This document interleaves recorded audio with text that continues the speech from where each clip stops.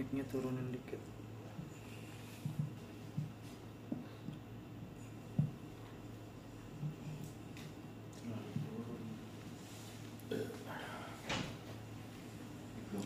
Bismillahirrahmanirrahim. Assalamualaikum warahmatullahi wabarakatuh.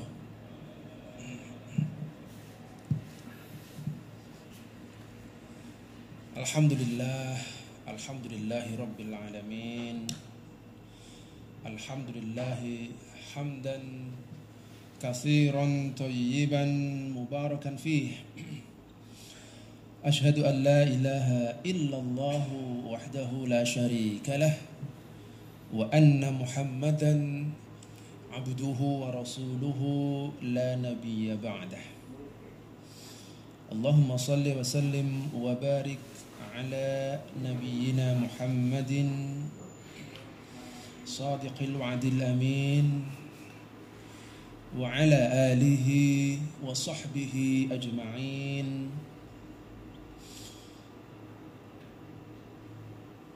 Allahumma inna nas'aluka ilman nafi'a wa rizqan wasi'a wa amalan mutaqabbala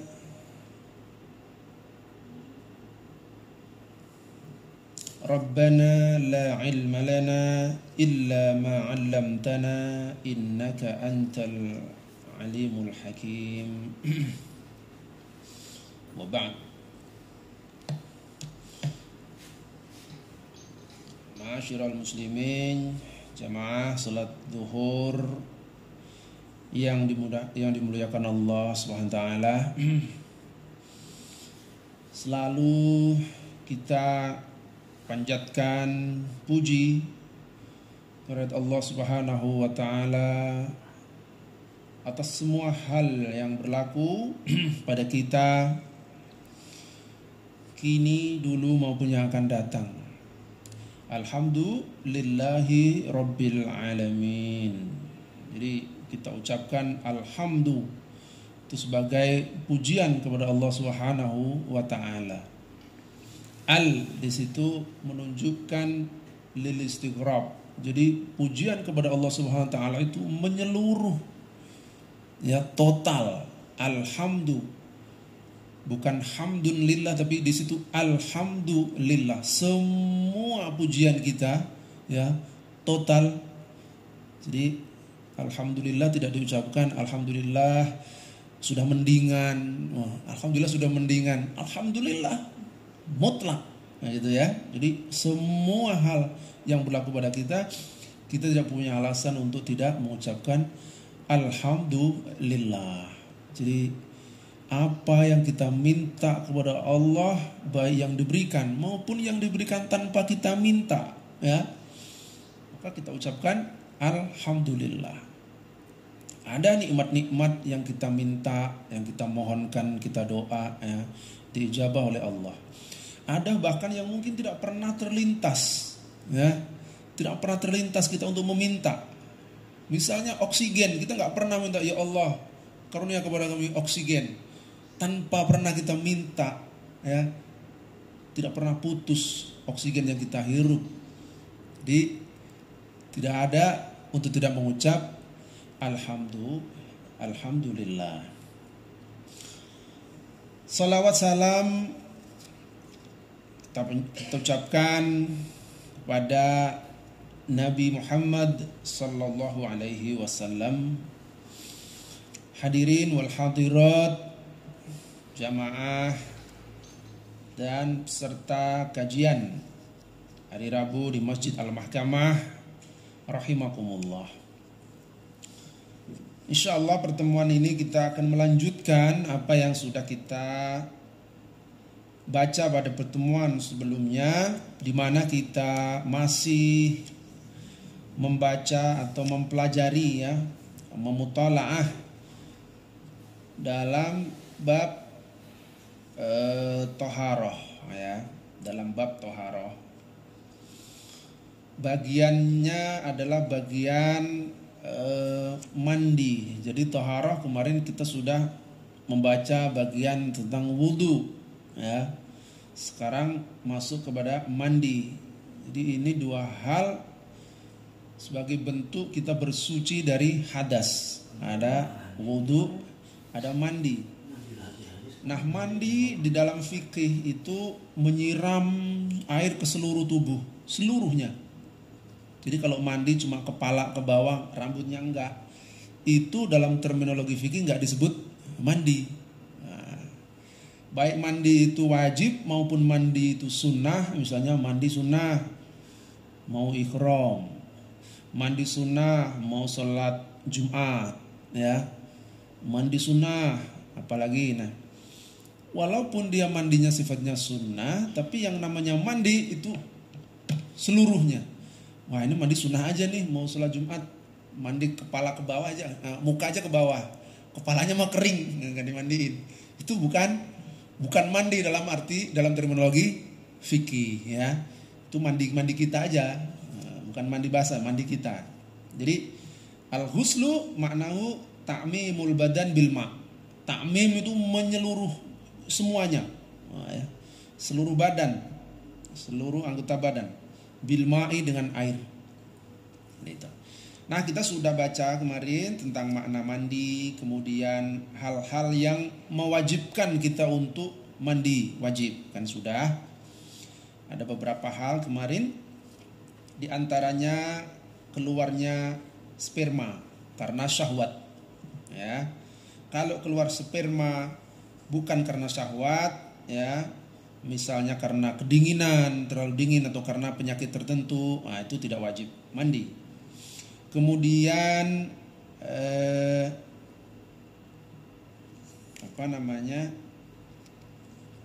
yang kedua, nah ini kita masuk yang kedua. Yang pertama itu keluarnya mani. Nah, ada beberapa keadaan, ya. Bagaimana kalau keluarnya mani tanpa syahwat atau bermimpi tetapi tidak keluar mani, baru keluar sperma. Nah, kemarin sudah kita baca. Yang kedua, yang faktor yang mewajibkan kita mandi, ya. Ats-tsani, qala al-musannifu rahimahullahu wa nafa'ana bihi wa bi'ulumihi fid dharaini. Qala al-musannifu ats-tsani, ya, Mbah Musannif penulis kitab ini. Ats-tsani yang kedua, min mujibati al-ghusl, dari hal yang mewajibkan mandi, yaitu iltiqa al-khitanaini, bertemunya dua khitan, ya, bertemunya dua kemaluan, maksudnya dua khitan itu dua kemaluan. Ay tagyibul hasyafah fil farji wa illam yahsul inzal. Jadi kalau kepala kemaluan Anda, ya, tagyibul hasyafah itu terbenam, ya, masuk ke dalam farj, dalam kemaluan istri. Ini kita bicara dalam konteks suami istri, ya. Wa illam yahsul inzal, meskipun tidak keluar sperma. Nah, walaupun tidak inzal, kalau dalam bahasa fikih, walaupun tidak inzal, sekedar masuk, ya, itu sudah wajib mandi. Dasarnya adalah firman Allah Ta'ala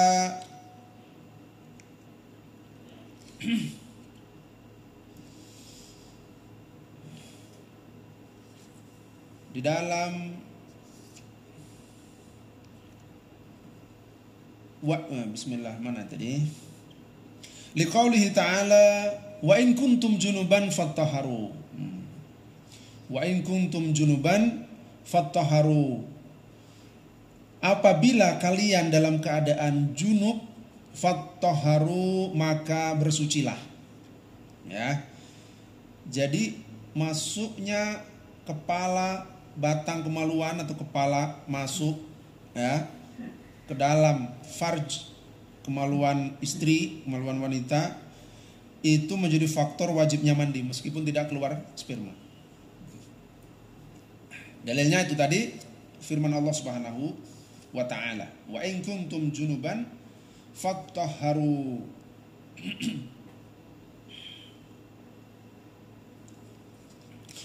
Qala Syafi'i, Imam Syafi'i mengatakan, kalamul Arabi yaqtadi annal jinabata tutlaqu bil haqiqah 'alal jima'. Jadi kata-kata junub di dalam ayat tadi, wa in kuntum junuban, ya, itu menurut Imam Syafi'i, ya, dalam terminologi orang Arab, ya, dalam bahasa orang Arab, yang dimaksud junub, ya, junub, kalau ada kata-kata junub, maka pada dasarnya itu menunjukkan kata jima, menunjukkan makna jima atau bersenggama. Wa illam yakun fihi inzal, meskipun tidak ada inzal, meskipun tidak keluar. Qala Imam Syafi'i melanjutkan, fa inna kulla man khutiba bi anna fulanan ajnaba an fulanah uqila annahu asabaha wa illam yanzil. Jadi menurut Imam Syafi'i, ya, kalau ada orang mengatakan, ya, bahwa si fulan itu ajnaba, junub dengan si fulanah, ya, dengan seorang perempuan, uqila, maka itu bisa dipahami oleh orang Arab, ya, itu dipahami bahwa junub di situ artinya adalah menggaulinya, ya, menggauli, apa itu? Bersenggama, ya. Wa illam yanzil, meskipun tidak inzal. Qala walam yakhtalifu ahadun anna zina alladhi yajibu bihil jild huwa al-jima'. Menurut Imam Syafi'i tidak ada satupun yang berselisih.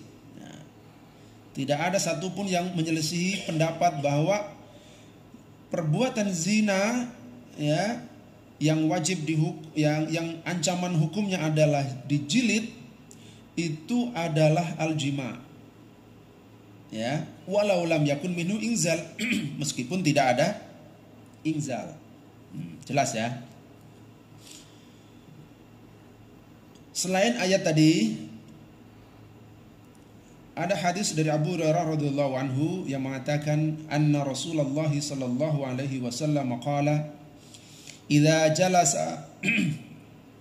jalasa baina sya'biha al-arba' thumma jahadaha faqad wajibal ghusl, ya, kata Rasulullah sallallahu alaihi wasallam dari riwayat Abu Hurairah, baginda mengatakan idza jalasa baina sya'biha al-arba', jika seorang laki-laki, apa namanya, ini kinayah, ya, apa namanya, bahasa kiasan, ya, jalasa baina sya'biha al-arba', ya, jika seorang laki-laki berada di antara empat anggota tubuh, ya.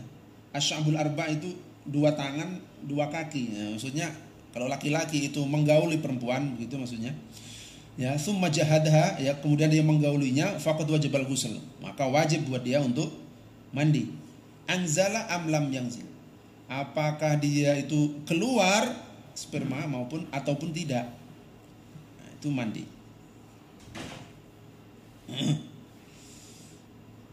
Bapak Ibu sekalian dimuliakan Allah, itu satu hadis. Yang kedua dari Sa'id bin Al-Musayyab, anna Abu Musa Al-Asy'ari radhiyallahu anhu qala li Aisyah, inni uridu an as'alaka an syai'in wa ana astahyi minki, an as'alaki, uridu an as'alaki an syai'in wa ana astahyi minki. Jadi Abu Musa Al-Asy'ari menemui Sayyidah Aisyah radhiyallahu anha dan berkata, saya itu ingin menanyakan sesuatu kepada Anda, Sayyidah Aisyah, akan tetapi saya ini merasa malu itu. Faqalat, maka Aisyah menjawab, sal wala tastahyi fa innama ana ummuk. Enggak usah malu, ya. Saya ini kan ummul mukminin. Ummul mukminin itu berarti ibunya orang-orang mukmin. Jadi saya ini kan ibumu juga gitu. Fasa'alaha 'anir rajul yakshi wa la yanzil. Faqalat 'anin nabi sallallahu alaihi wasallam idza asaba al-khitanu al-khitana faqad wajaba al-ghusl. Jadi hadis yang kedua ini riwayat dari Abu Musa Al-Asy'ari ketika bertanya kepada Aisyah tentang seorang laki-laki yang apa namanya berjima itu, ya, akan tetapi tidak sampai keluar. Maka Aisyah menjawab dengan mengutip riwayat dari Rasulullah sallallahu alaihi wasallam, idza asabal khitanu al khitana, kalau dua khitan itu bertemu, ya, maka wajib al ghusl, maka wajib dia untuk mandi.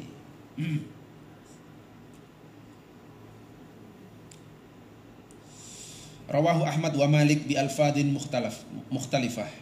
Nah, ini ada dari riwayat Ahmad, ada dari riwayat Malik, ya, Imam Malik, tetapi dengan redaksi yang berbeda. Wala budda minal ilaj bil fi'l, amma mujarradul mas min ghairi ilaj fala husla ala wahidin minhuma ijma'an.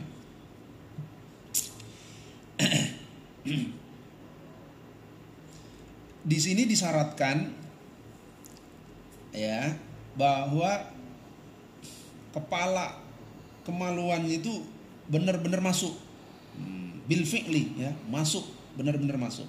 Kalau sekedar menyentuh saja tanpa ada penetrasi gitu, ya, fala ghusla, maka tidak perlu mandi.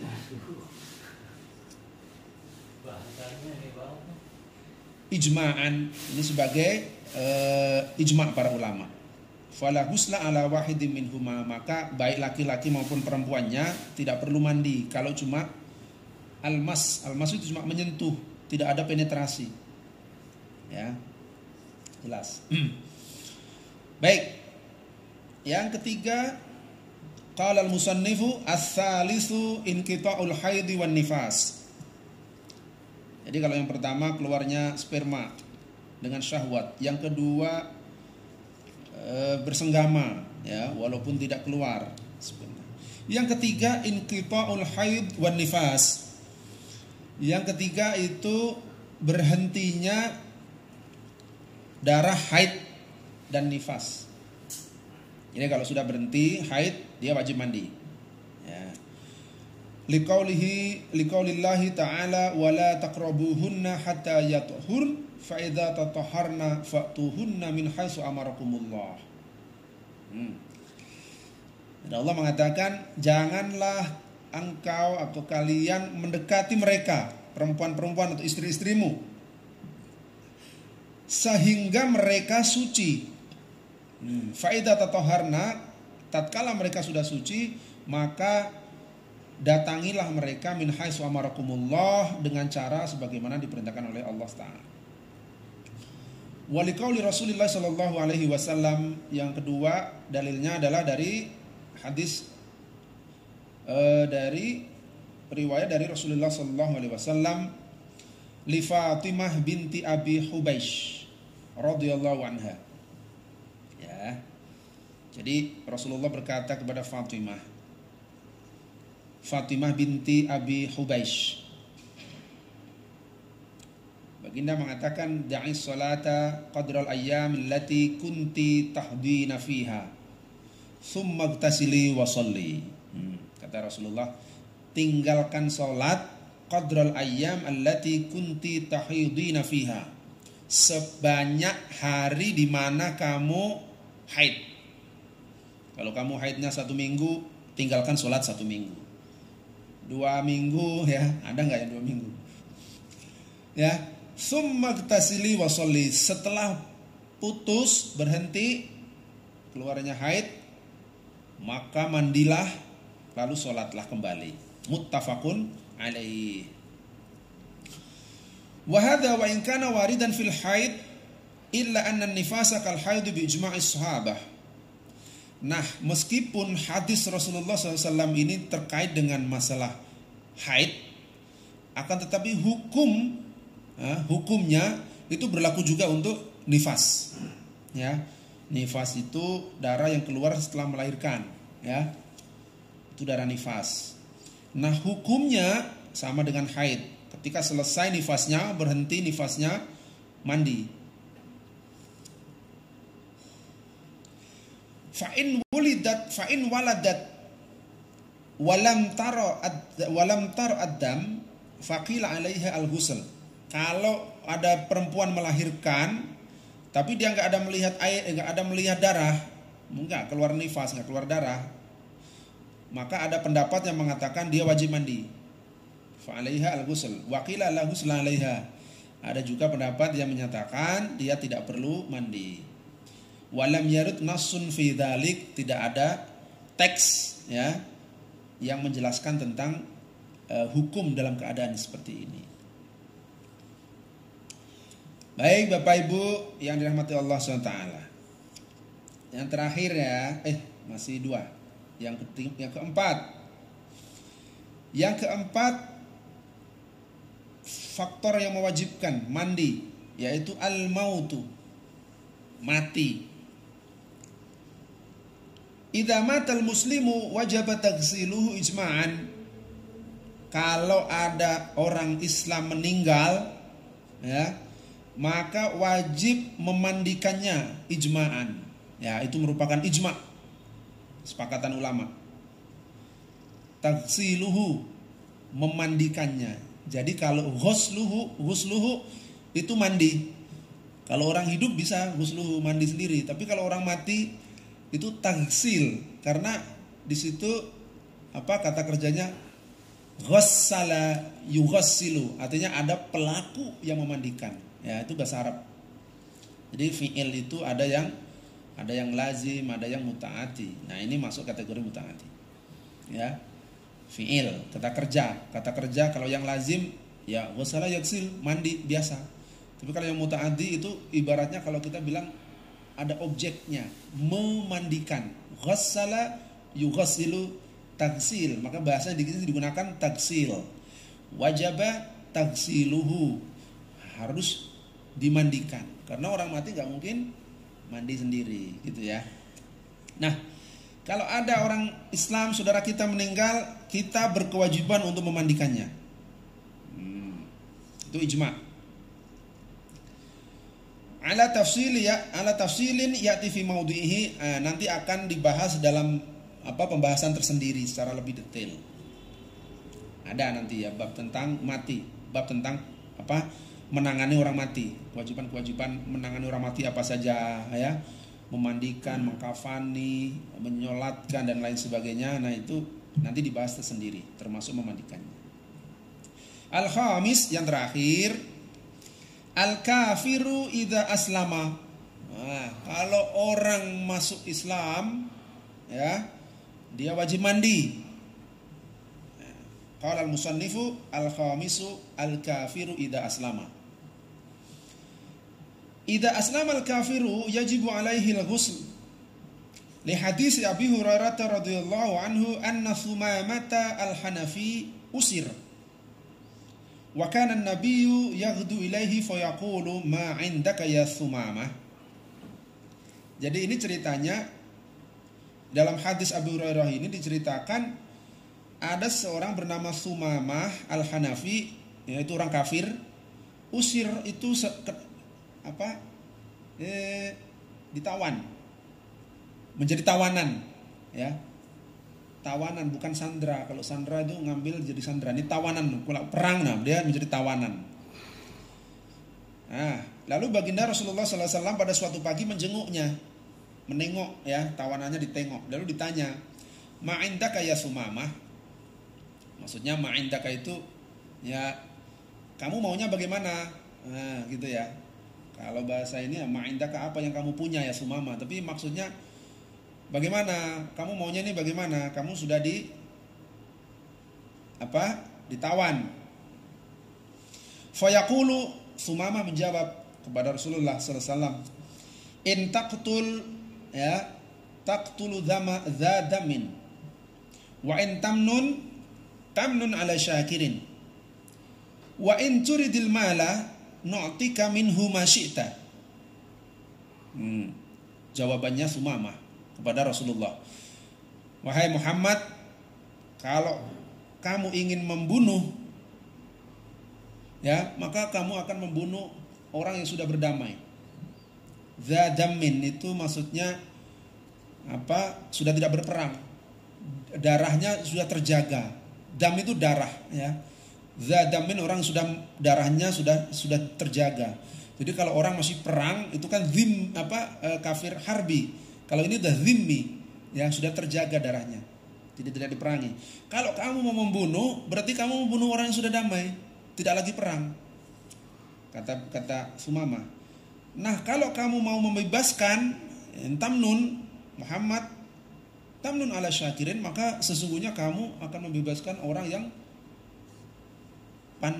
bisa mengucapkan terima kasih. Artinya kalau kamu bebaskan aku pasti akan berterima kasih. Kalau kamu membunuhku, bagaimana kamu membunuh orang yang sudah menyerah, istilahnya sudah damai. Kalau kamu menginginkan harta, wa in turidil mala nu'tika minhu masyita, aku akan beri sebanyak yang kamu mau,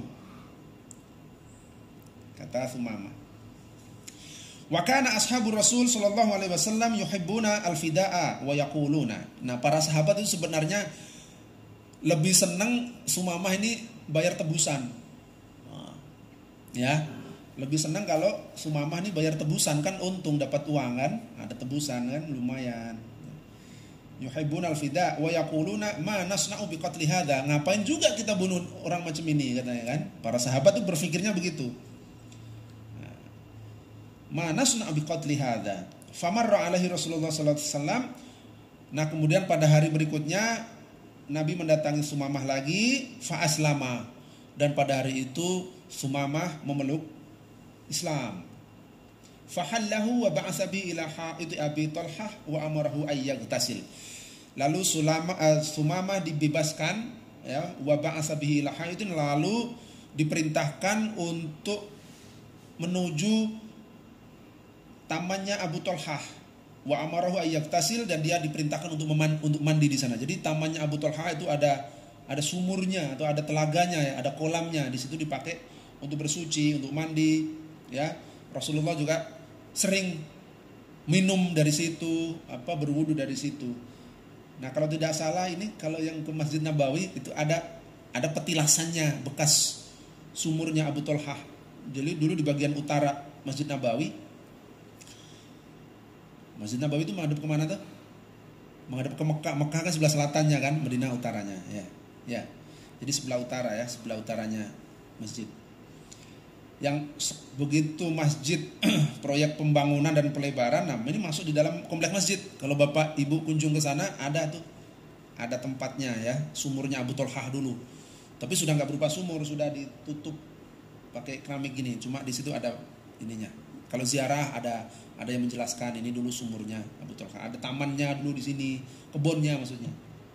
Nah, di situ Sumamah disuruh mandi, ya. Iktasala wa shalla raka'ataini. Lalu dia mandi dan sholat 2 rakaat. Faqala Nabi sallallahu alaihi wasallam, laqad hasuna islamu akhikum. Ya, betul-betul bagus, betul-betul baik ini Islamnya saudaramu ini, Sumamah ini, ya, sudah menjadi saudaramu. Dia karena sudah masuk Islam, dia sudah mandi dan sholat 2 rakaat. Bapak Ibu sekalian, jamaah yang dimuliakan Allah SWT, inilah 5 hal yang mewajibkan kita untuk mandi, ya. Yang pertama, keluarnya sperma bisyahwah. Yang kedua, bertemunya 2 khitan atau melakukan hubungan senggama, suami istri bersenggama, ya. Nah, itu walaupun tidak keluar wajib mandi. Yang ketiga, berhentinya darah haid dan nifas. Yang keempat, matinya orang Islam, wajib dimandikan. Dan yang terakhir, masuk memeluk Islamnya orang kafir. Orang kafir yang masuk Islam, dia wajib mandi. Bapak Ibu sekalian dimuliakan Allah, demikian pengajian kita yang singkat pada hari ini. Mudah-mudahan bermanfaat. Sudah jam 1, ya. Cukup, ya. Saya rasa cukup. Terima kasih atas segala perhatiannya. Mudah-mudahan membawa manfaat. Rabbana atina fid dunya hasanah wa fil akhirati hasanah wa qina adzabannar. Walhamdulillahirabbil alamin. Wassalamualaikum warahmatullahi wabarakatuh.